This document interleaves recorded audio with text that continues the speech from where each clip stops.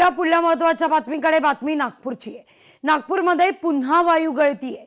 महाराष्ट्र जीवन प्राधिकरणाच्या जलशुद्धीकरण प्रकल्पात क्लोरीन वायू गळती आहे। गोधनीतील घटना ताजी असतानाच पुन्हा या ठिकाणी शंकरपूरमध्ये देखील वायू गळती होताना दिसते। या प्रकारामुळे परिसरात काही काळ भीतीचं वातावरण आहे। अधिक माहिती घेऊया आपले प्रतिनिधी ज्ञानेश्वर पवार आपल्या सोबत जोडले जाणार आहेत। त्यांच्याकडून आपण अधिक या सगळ्याविषयी जाणून घेणार आहोत। जलशुद्धीकरण प्रकल्पामध्ये पुन्हा एकदा वायू गळती।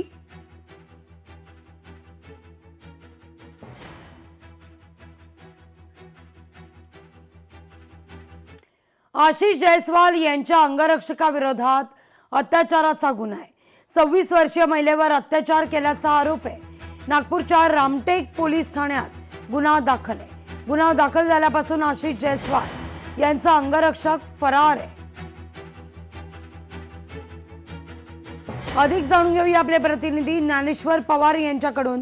ज्ञानेश्वर, का अधिक माहिती?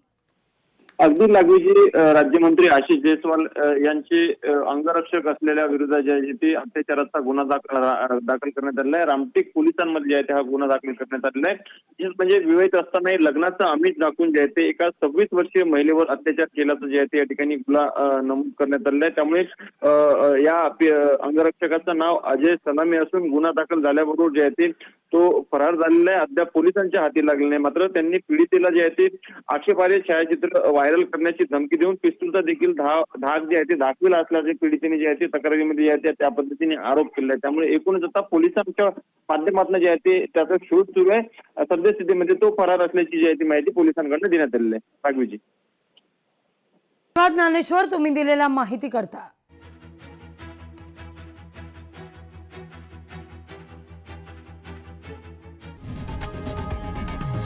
लोकशाही मराठी ऐका, पहा, जागरूक रहा।